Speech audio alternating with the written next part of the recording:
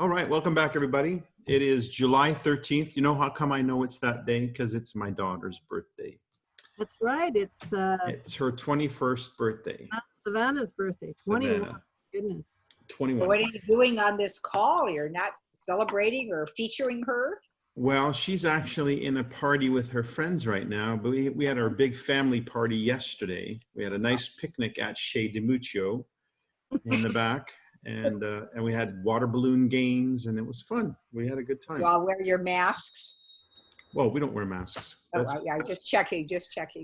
That's for the, oh gosh, I don't want to make a political statement here. Don't go there.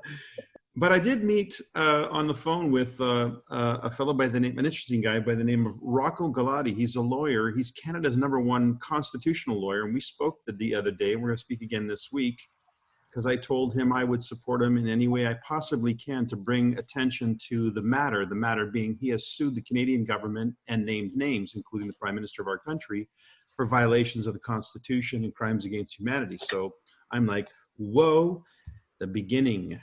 And he's Italian if he's a Rocco. And he's Italian. So you might say, well, why would I be behind something like that? Well, because when you start doing stuff that's against the Constitution and people's sovereign rights, then either you become a, what do they call them? Oh my God.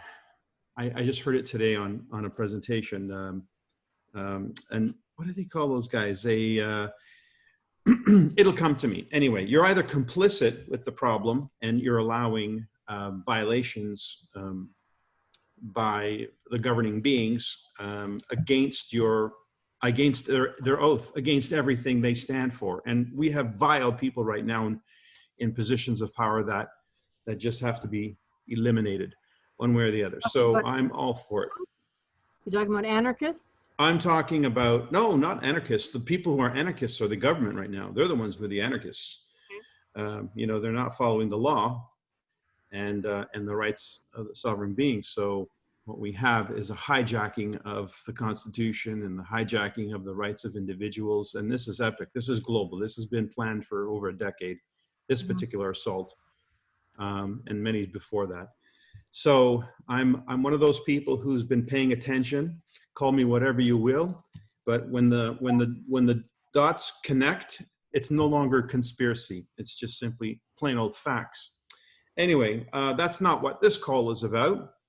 What this call is about being defined by a vision of the future. And the vision of the future that I have is there are no governments.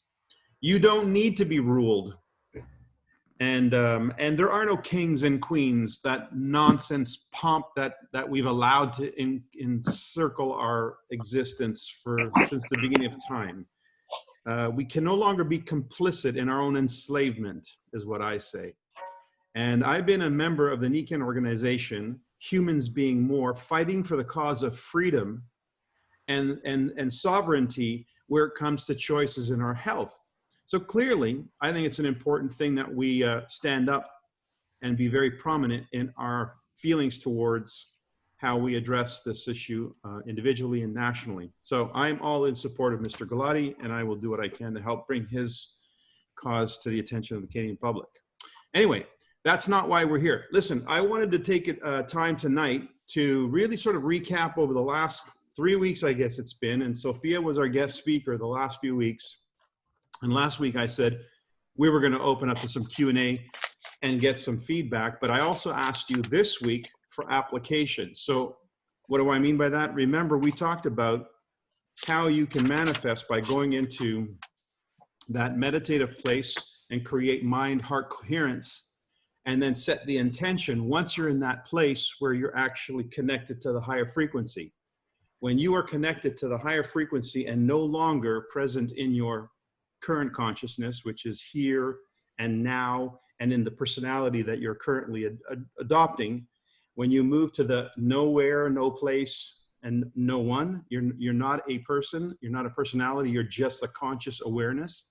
When you're in that space, in that meditative state, you're now in a position where you can connect to every future reality and bring in an awareness of that reality. And when you become aware of that reality and embrace that reality with your feelings, your emotions, especially if they're heightened emotions, that you're connecting to that vision, you're literally tuning the frequency, you're tuning the channel, and you're allowing yourself to be a conduit of that manifestation. Now, some of the things that we've learned as well through even Sophia's experiences, sometimes you've got to get out of the way of your own creation. So how is it then that we can create in our conscious awareness of that, in that higher state, but we're not manifesting in our current state? And the answer is really simple. We are somehow creating pushback to the manifestation. And so embracing an idea, not resisting it, whether it's an increase in income, whether it's a rank advancement, whether it's attracting new customers, new consultants, whatever it is that we're addressing, we want to embrace the idea of being able to draw that into ourselves so that we're not in doubt. And doubt was a very interesting thing for Sophia. She had a 24-hour window where she really fell into doubt. As she was inching closer to her goal, the date with destiny, what usually happens? Think about it. Anxiety, right? How many of us set goals and then we're like the second or third day away from the end of the month and we're like, oh my God, it's not going to happen. And if you hear yourself say that, what are you doing? The moment you think that thought or say that thought, what are you actually doing in this creative process? You're creating. So you're sending a counter intention. And if you've got a lot of emotion behind it, which anxiety usually brings with it, then you're putting a heightened emotion along with a stated intention, whether it's stated with you mentally or you're vocalizing it, both. You're sending out that counter intention. What's that going to do with your manifestation? It's going to create pushback. And so you delay the manifestation if you don't kill it altogether. And since on an unconscious basis, we're operating about 95% of the time unconsciously, then we want to get the conscious part of ourselves to really put some emphasis in this expression, in this energy. So when you get into that creative meditative state, the power that you have there is the power of the infinite, because you are not being you're now plugged into infinite awareness, divine awareness. So just understand that the power that you have when you're creating in that higher vibration through your imagination, connecting to a future reality as though it is the present reality, that has much more impact than your manifestation as a human being in human form in this current consciousness. So just keep that in mind. So how much time do you want to spend in the higher state? A lot more than you probably are. So we're going to ask some of you, because we do have an agenda. We did set an intention for the upcoming event on the 18th, which is this coming Saturday. How many of you are going to be there? Okay, good. And the rest of you, I'm going to assume that you're going to be there. So what do we got going on the 18th? We have our Zoom-in event with some great speakers lined up, as always, to share the Nikan story from different points of view. And of course, the goal is to invite people to learn about Nikan from those different points of view. We'll have a presentation. I think the lead-off presentation is done by Michelle Kowalchuk and Heather Abbott. And then we have a really interesting, diverse group of testimonials, including 2 medical professionals. And then we'll have that Q&A session with Dr. Gary Lindner. So it's going to be a great event. And like every one of these events, you've left that event thinking, damn, I should have had more people there. Am I saying, is it true? All right. Well, that's why we set the intention that we did to invite and attract more people to this event. So, and remember, if you remember, the intention was add 5 to whatever number you first imagined. So you all know what that number is. And the key to staying in the frequency, in the vibration of that reality manifesting, is to not allow yourself, do not give yourself any room for doubt. No time, no energy. And so, and also to reinforce your position, by going into that meditative state. So who has been following the instructions and would like to share maybe anything that you've experienced since you've been going into that planned state? Has anybody, just unmute yourself and chime in here, because I'd like to hear. Last week we didn't get a chance to hear enough feedback, so I'd like to open the door to that one.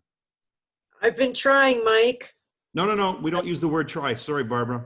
Okay, I've been doing the meditation, but I haven't reached the level that Sophia has referenced. Okay, well, that comes with practice. I mean, she's gotten 6 weeks ahead of you on this, I think. So, but don't tell me what you're not doing. Tell me what you are doing. I have a scheduled time every day. Okay, good. In the morning before other things clutter my mind. Okay.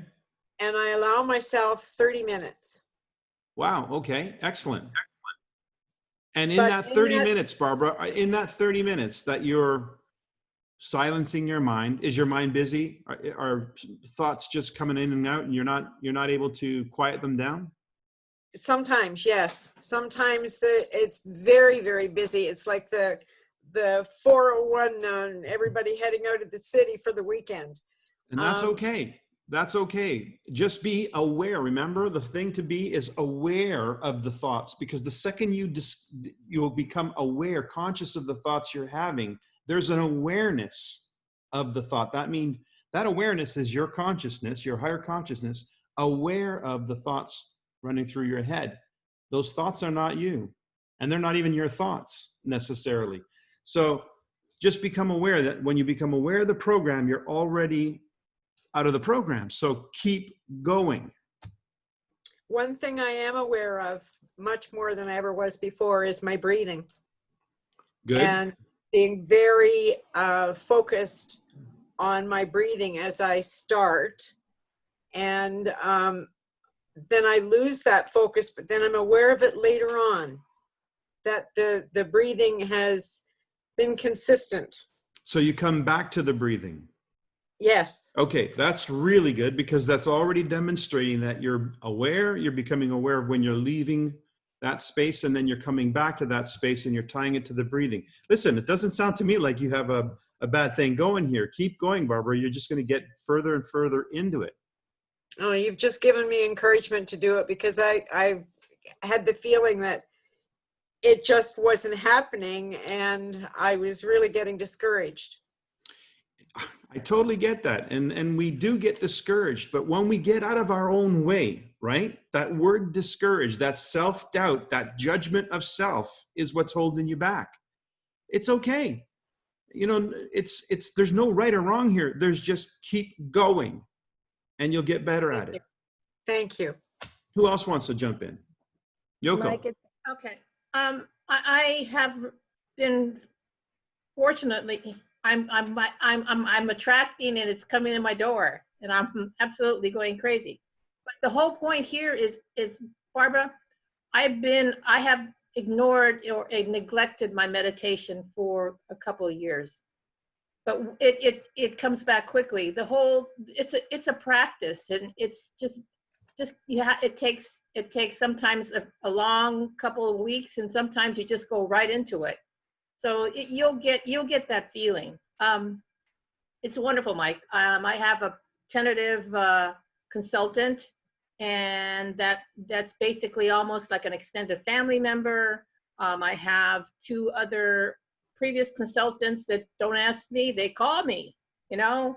And so we've been connecting. And one of the key things I could tell everyone that really has hit me is when Ben said, call everyone or people, and I don't have hardly time anymore, but I was calling people to see how you're doing, just checking in, you know, because of not so much, I don't mention the COVID, but just say, we're in some strange circumstances and I'm just making sure everybody's well.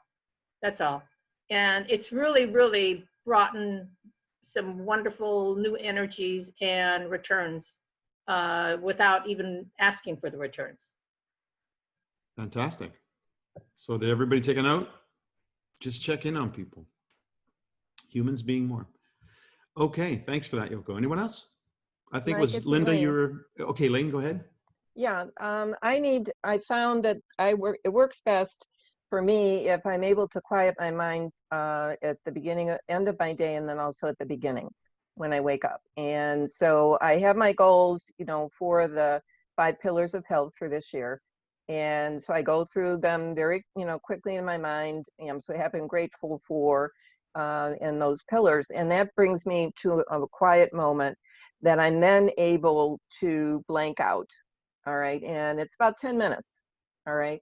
But it's enough to concentrate, as you were talking about, you know, with your breathing, but get to that feeling of, and I'm picturing white light coming in and positive energy and, you know, love, peace, joy, happiness, and abundance. I mean, that's basically what I'm going after. And so I'm not saying those words, I'm just looking for that feeling. Okay. Again, emphasize feeling. And looking for the feeling suggests the feeling's not there. So just feel the feeling. Right, but I'm having a hard time describing it because that's what I'm doing. I'm feeling the feeling. And so when I'm Okay. describing it, I'm saying I'm looking, but I'm really not. It's one of those out there things. No, you just become aware. I mean, that's the whole key. Everything that we've been taught, everything I've studied, every book I've ever read on the subject, every speaker I've ever listened to, and every religious text that means anything has said the same thing. We create who we are. Okay, so who are you being? Are you being a conscious creator or are you being an unconscious creator? Are you aware of what it is that you want to experience? What does it mean to be aware of it? It means to be creating a memory of it as though you've already experienced it. Where are you going to do that? Well, you're not going to do that when you're doing the dishes and busy doing all the other things that you're doing in life. You're going to do that when you take some time, carve some time out of your day in order to really immerse yourself in that memory, the memory of the future you're creating as though it has already happened, as though it's the past. So you have got to take the time. If you consider how little effort that really requires with respect to what it takes to live in your body every single day and exist in this world, if you just consider how little effort or little time it takes to apply this to create the reality you want to create, if you knew 100% that this never failed, that this was what it took to create your own reality, a future reality of something much more desirable, because you're consciously creating it. If you knew 100% it was infallible, how committed would you be to it? Well, you've not been taught to be this. This has not been part of your education. We've been programmed. We have been programmed to become nice robots and follow authoritative rules. And you are, by nature, it's even written in the Constitution, you have your own inalienable rights. Why? Because you're a divine creature. There's no one above you. No one, no other human is above you, except if you allow them to be. If you place that crown on their head. And by doing that, what are you saying about yourself? Well, we've all been conditioned in life to be that, to be the person who puts the crown on somebody else's head, the doctor for my health, the teacher for my education, the whatever. You consider how much power we have given away of our own sovereign nature to others, and then we become completely reliant and dependent on those others. And if they're humans, they are prone to corruption, they're prone to making mistakes, they're prone to ignorance, they're prone to all the problems a human is prone to. Unconscious competent, unconscious creator. I mean, think about it. We give our power to people who are no better off than we are. So this is now the time for us to show up in our lives more than ever, more pronounced than ever, because if we don't, what we do is we become a victim of something or someone or some agenda. And the fact that we have a business that supports our ability to be autonomous, I think, is remarkable. The fact that we have a business that supports collaborative entrepreneurship, where the only way to win in this business is for us to learn how to cooperate and be interdependent. I mean, isn't that the world we're trying to birth? So we have been fortunate that we were able to find this and have been given tools to apply, such as the technologies and so forth. But we've got to show up personally. It's like we've been given the Ferrari of Ferraris. But if we don't know how to drive, it just sits there in the driveway. No, you want to get that thing up to speed. You want to feel the feeling of that as it careens around a corner at 120 kilometers an hour or more. You want to really feel what it feels to be alive and be in the driver's seat of that thing. And so that means having to show up. That means being the sovereign being that you are. And what does that mean? It means being a conscious creator rather than somebody who's been programmed from birth to behave a certain way and create a certain outcome, limited by that certainty, what's the word that we use? We create from the past a predictable future, right? So we want to be comfortable in the unknown. We want to strive to be in the unknown, because the second you're in the unknown, you're now in a new dimension. You're now in a new possibility, one that you've not experienced. And that assures you a future reality that's different than the past. So how do we force ourselves to make a habit of this? Because this is what it's going to come down to. You're in the habit of being a part of the program. And we need to get into the habit of being a co-creator or creator, conscious creator. Who else wants to jump in? Thanks, Elaine. Who else has been practicing this over the last week? Yes, Mary. You practice this every day, Mary. So let's hear what you've done different, or what's come to you in the last week. So meditation has been the unknown frontier for me, and I've struggled with it forever. I could pray easily, but then, that is different from, letting go of my body. My prayer is entirely different. So for me, it's just every day it's different. And every day, like you, Barb, I do struggle with it, or I think I'm struggling with it. I'm letting go of that concept of the struggle. I'm working on letting go of that. It's just sort of sits here. I'm pushing it away.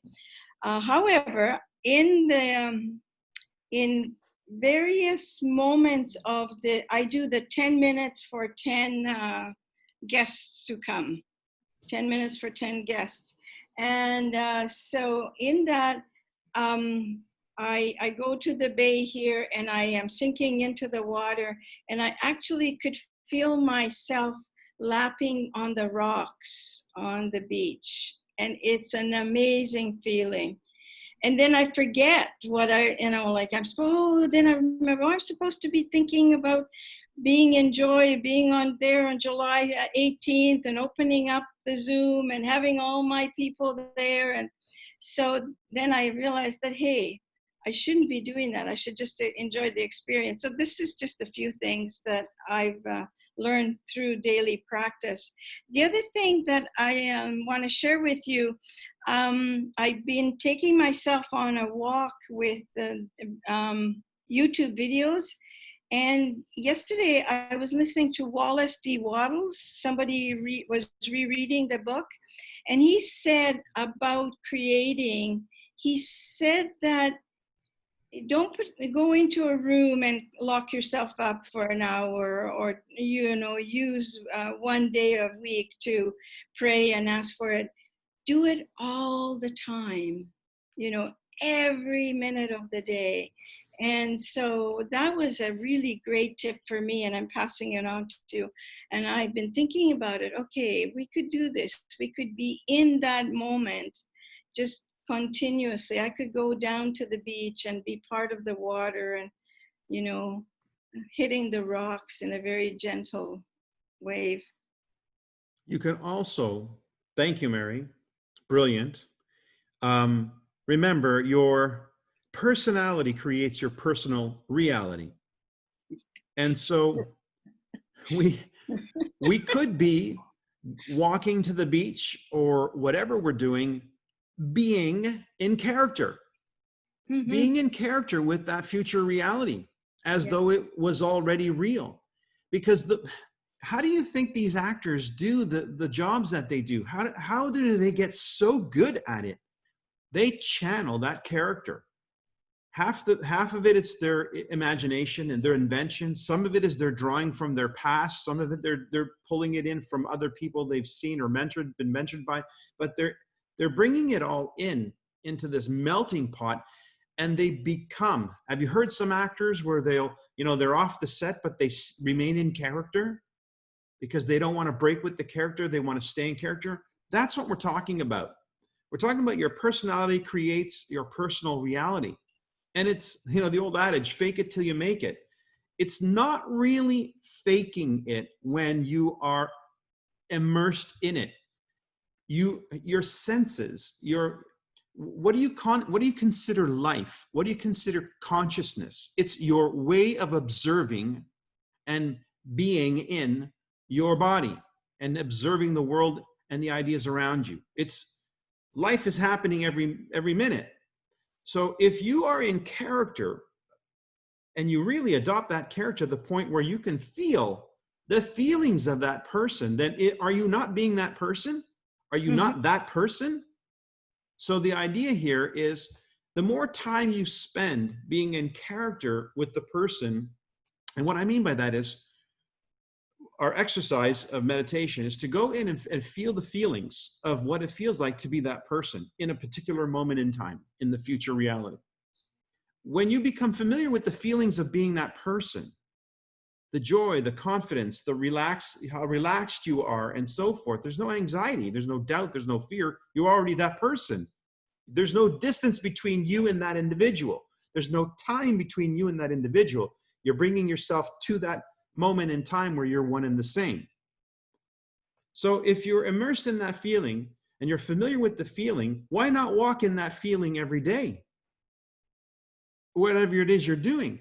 So if you're going to make affirmations, I strongly recommend the affirmations that you write are affirmations about the feelings and the nature of that individual. Describe that individual as an affirmation, aspects of that individual, characteristics, and the feelings that go with that. Because as you become more and more familiar with that person, the person who has already realized the experience that you want to realize, then you are going to accelerate the manifestation. It's part of the law. It's the way the law works. And you spend less time. Now, I'll give an example. I had an interaction today with one of you on this call. And it came at me by way of a text, and it was, and it was looking for me to get involved. And I said, sorry, that's not on my frequency. End of story. I don't need an excuse. It's just not who I am to be in that dialogue, in that conversation, to be part of that energy. It's just not who I am. And so I'm operating in character. And that's what I'm talking about. The more familiar you are with the person who's, let's look, we've got the incentive program. Pick. What's the rank that you're after? What's the rank you want to experience? The more you're in character with that person, the more you're aligned with the feelings of that person, aligned with success, then you're going to attract the circumstances that that person attracts, including the people who are of the frequency and the vibration that makes that reality possible. You won't be encountering the wrong people. That just doesn't happen. And so if you've been encountering people that have not really been, you know, supportive of this vision of yours, then who are you being most of the time? You're being the person who attracts that conversation. So become conscious of the program. Become aware of the words you're using, the sentences that come out, the reactions that you have in all of your circumstances in life, with your significant other, with your family members, whatever. Are you drawn in? Is it easy to fall into the character that you're so familiar with and they're so familiar with? Yes, naturally, because you've been living that role for how long? You're so good at it, everybody's convinced that's who you are, including you. Well, if you want to shift to a new reality, start up here. Go ahead, Barbara. Yeah. Hey, Mike, I'm so glad to get on and be a part of this conversation. I was going through some things in my office, and it was between the two times your daughter spoke. So it was a couple of weeks ago. And it's wild because it's from 2017, and I found 3 typed, Xerox copied Wallace B. Waddell's, the 3 chapters, 7, 14, 11, in those orders, because they were to be read out of order a certain way for a long time.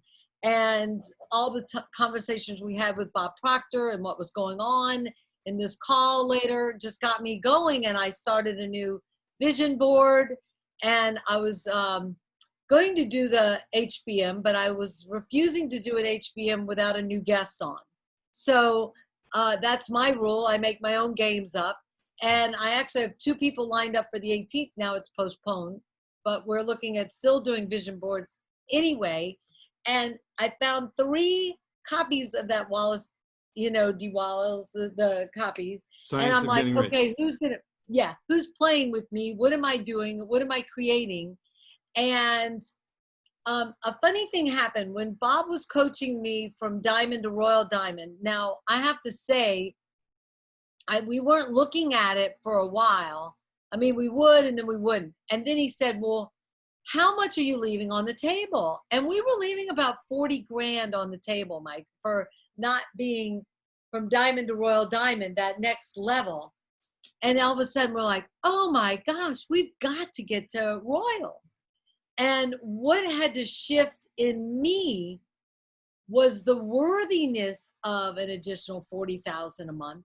And who am I going to be? Who is that person in the future that's worthy of having 40,000 additional a month? And what am I doing with it? I remember you being very instrumental on me and sharing about your impact about education and how you really wanted to ripple out education and make a difference in the world. Pivotably, you know, like with tangible things to actually make a difference in that. And I was like, okay, where am I playing? What am I doing? What's the contribution that Barbara's going to make in the world now? Like, who am I now that I can be worthy of the additional 40,000? And so I started that whole story. I took the things down off my wall. I'm looking at different things. I'm looking at who am I? And then there's one more thing, which I had to raise my hand. I wasn't, I have to say, but I always end up. But when you said the feeling, I used to do something I didn't even know why I was doing it, okay? And I would do the Om Mani Padme Hum. And I would do it 9 times, every time I heard a chime. Now, I had a chime at my front door. I had a chime when I opened up the washing machine door, you know, to change the laundry. And I had another one near my office. And every time I heard the chime, I would visualize myself in the future, all the feeling, the everything. And I would say the Om Mani Padme Hum 9 times. So I would stop the chime. I'd do the Om Mani Padme Hum, which is a different type of chant meditation. But I would put myself in the future now and own it. And tremendous. And then carving every word that comes out of your mouth, being totally responsible for every word that falls out of your mouth. There is no reporting of the past. If you reported the past, you're just pooping in your future. And why would you do that? You know, like, why do that? So anyway, but the Om Mani Padme Hum, the 9 times, or the chime, whatever it is that has you stop, breathe 3 times. I do that when I get in my car. I let the car warm up. I actually start it without it so the air clears. And then I get in and I do 3 deep breathings most of the time because I'm getting in my car seat and I feel so great in the car that I'll do it then. But you've shifted me in doing my future now instead of just calming and becoming peaceful and yada, yada, yada.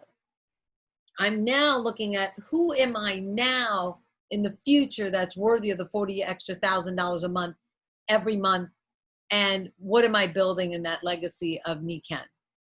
So, Wow. Okay. We can go home now. There you have it. Thank you, Barbara. Brilliant. From a Royal Diamond. And here's a person who we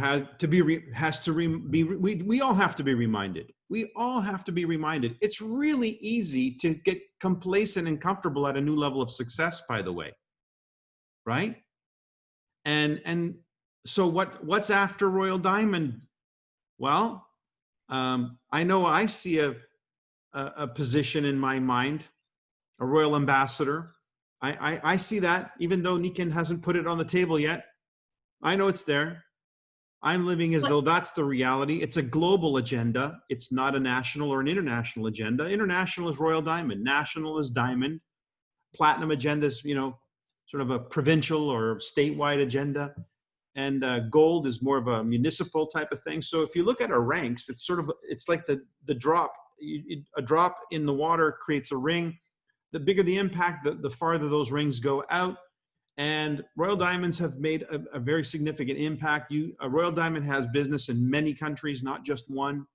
But a Niken Royal Ambassador has business in every country Niken's got business in. Michael, I have one more thing. I just want to say that we talk about rank, but there's skinny and plump. Yep. And there's skinny silvers, which is right when you break silver, you're skinny. You've got maybe 3 people, you're just thin. And I think of it, anybody who's had children, that babies, they kind of plump up. And then when they break silver, they get skinny, right? Because they've broken off these silvers. They're on their way to gold. And all of a sudden they got to plump up again, right? They got to build up the coffers. They got to build up the thing. And then, well, they're gold. Yay, they're gold. Now they're gold. And then they're skinny again. You're like, oh my gosh, I have no team. Where'd everybody go? Oh my gosh, I got to do this all over again. And you're skinny.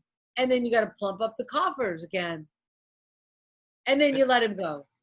And it's a different mindset. It's a whole I want to be clear though, when you say you don't have a team, your team is broken into their own leadership. And so they don't need you. They're not your babies anymore. They don't need you wiping their bottoms and changing their diapers. But yeah, right. No, but totally. And this is the growth, right? This is the whole agenda of growing. I talked to my daughter about this, and I've done this in the past, the elastic band, right?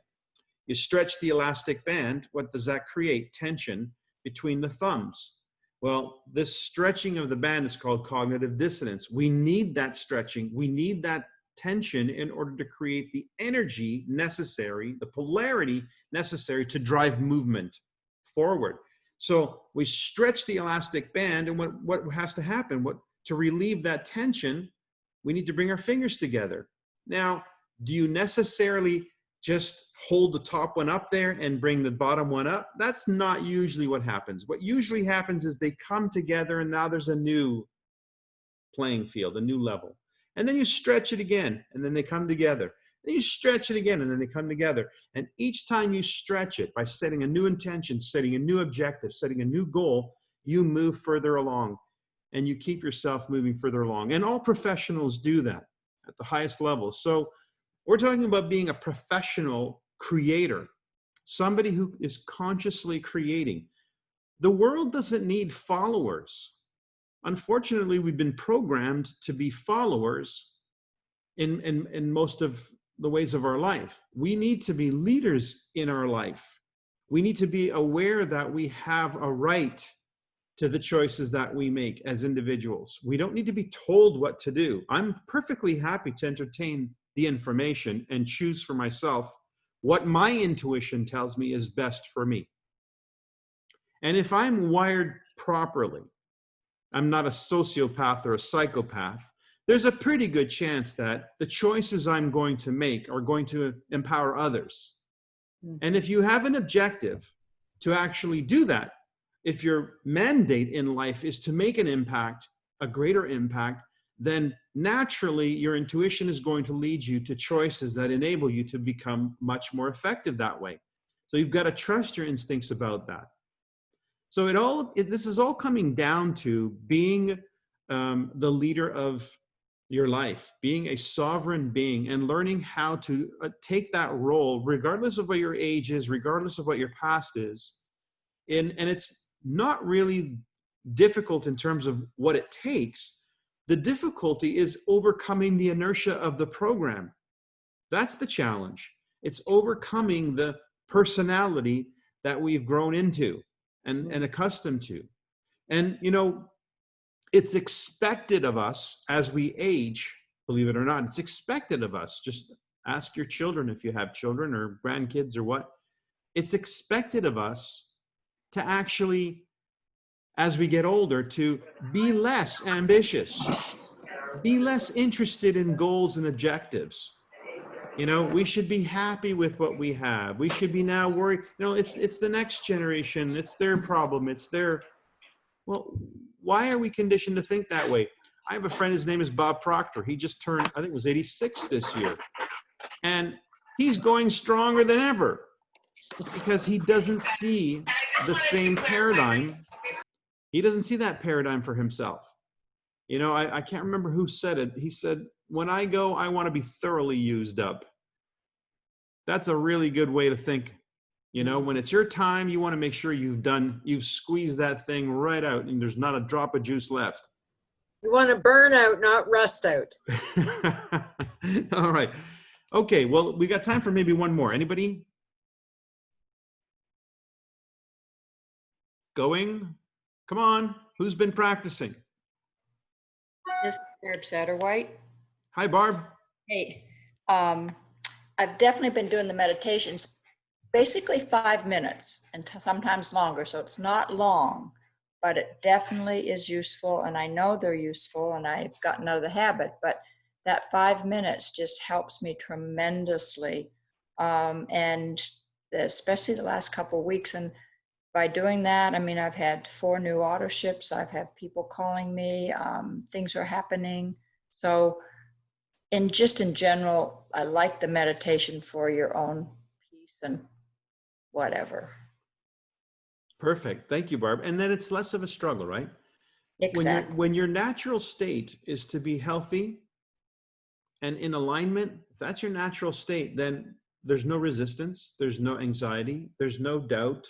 There's all those feelings and emotions that most people are dealing with that they refer to as stress, negative stress, disappear because you know you're at the right place.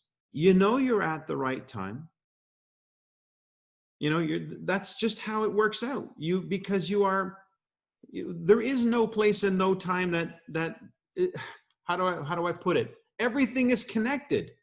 You're connected to everything. So where do you have to be connected to everything? Wherever you are, you're connected. And you can get a sense of that connection when you go into that internal state, connect with upstairs, and then you start to feel the feeling. And then you realize you're one with everything. And from there, everything's fine. Everything's comfortable. Everything's casual. Everything's no stress. And you can create. Can I say something? Yes. One of the meditations that I listen to, I love what he says is all those thoughts that come in. First of all, what do you want your day to be? And then put those thoughts in a balloon, okay? And just let them go. Mm. And I love that because it's visually like, yeah, because we get so caught up on what we want to do and we try to make it happen.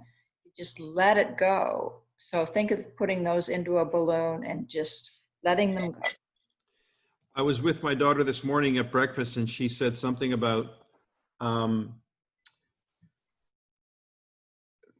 you make that declaration once, you make the decision once, you set the intention once. And why once? Because if you do it again, what you're saying is it wasn't enough the first time, which means it's not real. It's not in existence. So how many times does it take before it's real? It's only the one time. So it's like making a committed decision. You make it one time, because if you don't, then there's room for doubt. That's where the doubt comes from. So when you set the intention, like those balloons, put it in the balloon, let it go.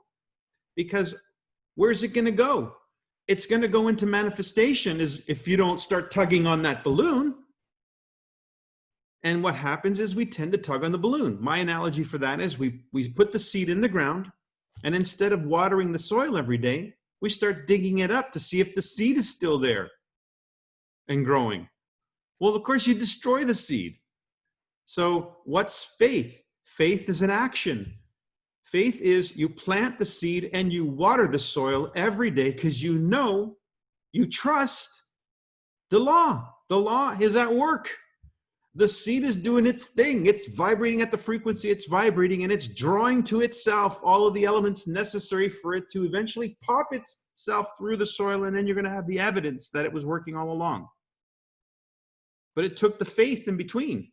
So the faith is that gap in time between when we sow the seed and we reap the harvest. There's got to be faith, and faith is an action. You act as though it's a certainty. And by doing that, you're releasing the balloon. You're not resisting. You're not creating counter intentions. You don't have anxiety over whether it's going to happen. Faith of a mustard seed. It's a brilliant way to live. And you'll see yourself manifesting more and more. And I think the meditation brings it on a more current daily. I do it when I first wake and before I sleep. I go to bed, and so it starts my day and it finishes my day, and it just brings all the visuals clearer as you go into it each day. Absolutely. Okay, well, let's wrap up. I want to say hello, a shout out to Patrizia, who's here for the first time. She's a guest of Leo's. And we're going to be meeting tomorrow night for dinner. So I look forward to that. And hi there. Hi, introduce myself. Nice to meet you all, and it has been very interesting. Wonderful. Well, we'll have more to talk about tomorrow or tonight. Yeah, it'll be tomorrow. So we'll catch up then, and I'll bring in maybe some of the backstory on this. Maybe Leo can share some of the videos that led up to this conversation by my daughter Sophia and myself. Leo. I have another guest, Christopher, on the line. Where? Oh, there's Chris. Yeah, you know, I saw Chris getting up, and Chris, you seem a little anxious or energized or what? What was that all hello. about?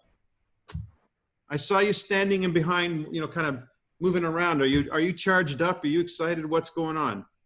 Yes, and I just saw an osteopath. I'm not sure what is the name in English. I think it's osteopath. Hey, what? Osteopath. Osteopath. Yes. Okay. Yeah. Yes. Awesome. Yeah. Well, welcome to the call. Yeah. Well, folks, thanks. Yeah, please feel free to invite guests to this call. I know sometimes it might seem a little bit out of context, but I'll keep my eyes open and I'll try and bring in the dialogue from the past so it makes a little bit more sense to somebody just joining us. But if you haven't listened to the last few calls of Aligning with Success, particularly where my daughter is the guest speaker, you really want to do that. You want to listen to this ancient wisdom coming from this 22-year-old who is sharing and experiencing and practicing and sharing all at the same time some amazing stuff that has really been useful in helping us bring some alignment to our agenda.